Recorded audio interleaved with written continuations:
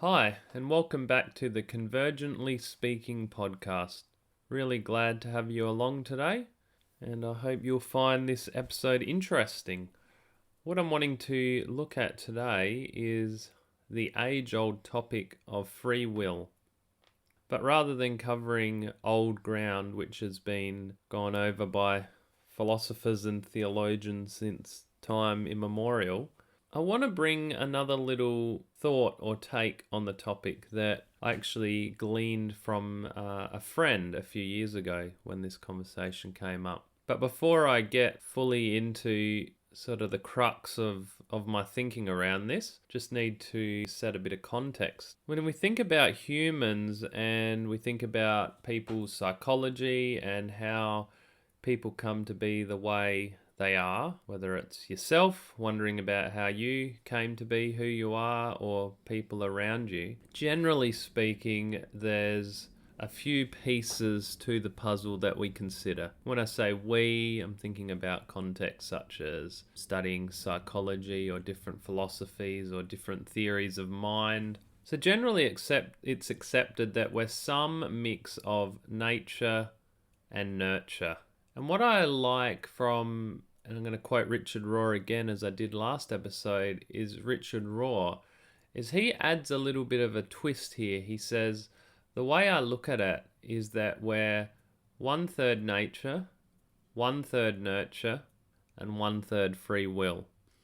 Now he clarifies that he's not saying that's literally, factually, empirically what's going on, but that is a way that he's found useful to think about it, to try and make it just a little bit more concrete and tangible. I've actually been thinking about it this way myself since I heard his quote, and yeah, I find it a really useful and interesting and helpful way to think about things. So if we look at nature, just to give some context, nature refers to things that are out of our control. Things that are built into our biology, things that are inbuilt into who we are. Basically anything that came with the package of creating us to be who we are before we were born, potentially even before we were conceived, all the pieces of the puzzle that made us us. That's nature. Whereas nurture is all the other moving parts that there was always some variability in the outcome. So for example, when we're in the womb, if our mother is stressed or if our mother is quite calm, if our mother is unwell or healthy, we hear these stories of women when they're pregnant fleeing war-torn countries, and there's this residual trauma effect that gets passed on to the baby. So these things are nurture. Other things that can add to nurture are the way our parents eat, and also, the way that we're fed as children. Are we eating a good, nutritious diet, or are we subsisting on, sugar and white bread? What's the discipline of our family like? What's the level of emotional awareness and nurture that we're given? Are we emotionally neglected, or are our feelings validated and supported and acknowledged? Nurture obviously extends into our schooling. It extends into many other environmental factors as well. What part of the world do we live in? What's the culture that we're exposed to? How much diversity of culture are we exposed to? So these are all things that form nurture. And as you can see and hear, there's a lot of complexity. There's a lot of pieces in the system of who we are that contribute to our psychology. If we've got genetic predispositions towards depression or other illnesses, then that's going to impact on who we are. But then on the flip side, how our family and parents assist us to navigate, for example, depression or some other genetic health condition, also impacts quite substantially on how we grow, the stories we tell about these illnesses and sicknesses and issues. There's also research now in the area of epigenetics that talks about how nurture can actually impact on the expression of our genes. So stress can actually turn certain genes to turn on that were present but weren't active. So that's another piece that adds to the complex relationship there between nature and nurture. So where does free will come into this? Well, if we're looking at the traditional take on free will, the arguments generally focus on people taking different positions on how much nature versus nurture are at work in us. As I said, Richard Raw's suggesting a third each, but there's plenty that think we're all nurture, that we're born as a blank slate. We come out of our mother's womb and we're a blank slate, and we become who environmental circumstances make us to be. That we're not born with any inherent personality traits. We're not born with any inherent interests or impulses or, desires that are specific to who we are. That we're just a blank slate, and then all the factors that come after we come out of the womb, all the experiences that we have through our earlier years contribute to forming who we are and who we'll ultimately become. So it's a very fluid view of psychology and personality and human traits. Now, the other side of the coin, and this is the one that I've tended to lean towards traditionally, is that we have very little control. There's very little that's variable, very little that's in our control in terms of who we are and who we become.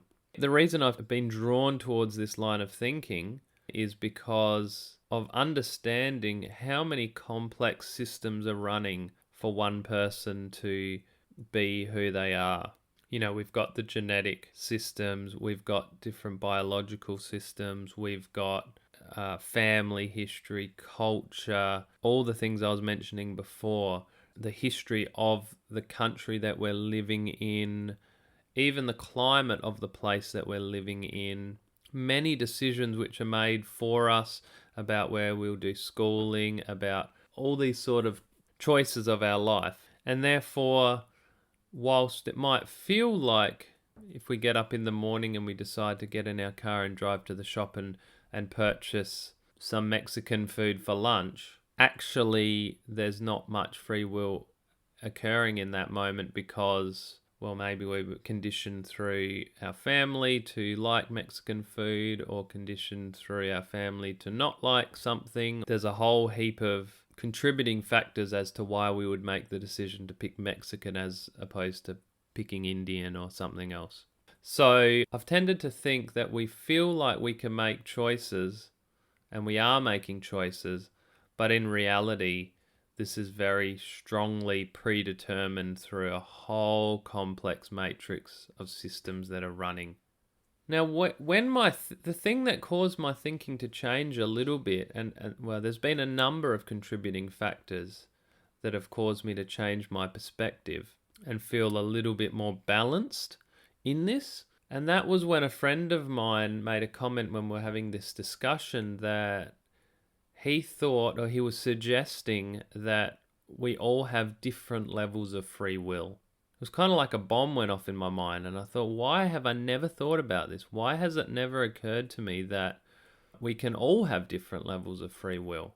Why would we assume that we all have the exact same level of free will? Surely if someone has a particularly substantial genetic factor in their makeup, maybe they're born with some sort of a degenerative condition that's omnipresent and always impacting on their life, surely there's a lesser level of free will because of that piece, that circumstance, as opposed to someone else.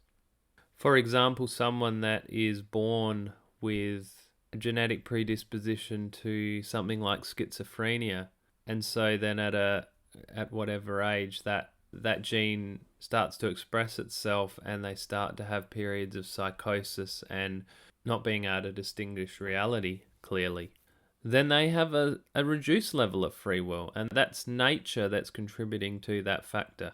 So what I've come to believe, and the way that more and more I'm thinking about this, is that every day every micro decision we make, we're making a decision to either decrease or increase our level of free will. Now, that probably sounds a little bit strange. What does that even mean? What I'm meaning by this is that if we pursue self-development, self-awareness, to become more aware of who we are and what is driving us to act the way we act, then as we become aware of new pieces of the puzzle of our psychology, we have a greater level of consciousness and choice about how we act. So to make this concrete, a great example would be the way someone becomes stressed and maybe even anxious when things are messy, when they've left their house in disarray and they come home and they realize they haven't cleaned up, they haven't sorted things out, things are all over the place, and there's a sense of stress there. And so that triggers them to act out and be snappy and be grumpy or whatever with their significant other. So that's a situation where there's a system running, and for better or worse, this person's basically, they're reacting in an autopilot mode. It's reaction, it's not responding to the actual situation. Now, if they go and do some introspection, maybe they see a psychologist, maybe they engage with something like the Enneagram, which is really, really good for helping us get below and see what our unconscious motivations are. Possibly they learn, or they realize that when they were growing up, if the house was messy and chaotic, their mother would become quite stressed and uptight. And so they learnt to associate mess with being stressed and things being out of control and the environment not being a safe environment to be. And so therefore, when they see the mess, then it triggers this stress response to them. So if once they've realized this, they then have an increased capacity to make choices. They have a piece of free will that they, in a sense, didn't have before. Because they didn't have the knowledge about why they were reacting this way, they couldn't make decisions to work through this. They couldn't make decisions to actually in the moment go, hold on, I'm feeling stressed because of this mess. I have a choice whether I take this out on my family, significant other, or whether I actually work through this and process it and choose not to project this onto others, but choose to actually work through this. Maybe go journal or go for a walk on the beach. So the way I look at it at this point is that, and maybe things will change, is that I make decisions on a day-to-day basis, and probably thousands of them, to either put my head in the sand, not pursue becoming more aware of why I do what I do, versus making decisions that will increase my awareness, my understanding of why I do what I do, of why I respond versus react, or why I react versus respond, why these feelings come up in response to certain circumstances, or why I neglect my duty in this area, or actually for me I tend to be over responsible at times, taking on too much responsibility, taking on things that aren't my burden.